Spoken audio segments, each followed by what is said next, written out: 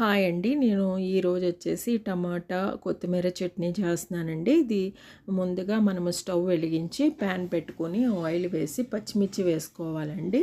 రెండుగా కట్ చేసిన పచ్చిమిర్చిని వేసుకోవాలి. వేసిన తర్వాత కొంచెం ధనియాలు వేసుకోవాలండి. ముందుగా కట్ చేసి పెట్టుకున్న 2 టమాటాలు, పెద్ద సైజు టమాటాలు వేసుకుని దాంట్లో మనము కొంచెం సాల్ట్ వేసుకొని మూత పెట్టి మనం ఒక 10 నిమిషాలు మగ్గించుకోవాలండి. మగ్గిన తర్వాత మధ్య మధ్యలో తీసుకొని మనము కలుపుతూ ఉండాలండి. కలిపిన తర్వాత మరలా మూత పెట్టుకొని మగ్గించుకోవాలి. దాంట్లో చింతపండు వేయాలండి కొంచెము.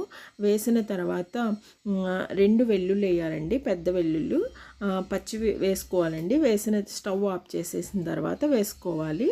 తర్వాత కొత్తిమీర కూడా వేసుకోవాలండి. వేసిన తర్వాత అవి కొంచెం చల్లారిన తర్వాత మనము మిక్సీ పట్టించుకోవాలండి. పట్టిన తర్వాత మెత్తగా రుబ్బి పక్కన పెట్టుకోవాలండి చట్నీని. అలా చేసిన తర్వాత మనం తాలింపు కోసం ప్యాన్ తీసుకుని దానిలో ఆయిల్ వేసి మినపప్పు వేసుకోవాలండి. మినపప్పు వేసిన తర్వాత ఆవాలు వేసుకోవాలి.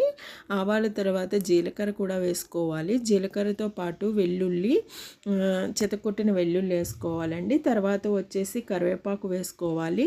కరివేపాకుతో పాటు ఎండుమిర్చి కూడా వేసుకుని అవి దోరగా వేగిన తర్వాత మనం ముందుగా రుబ్బి పెట్టుకున్న చట్నీలో మనము ఈ తాలింపు అనేది వేసుకోవాలండి.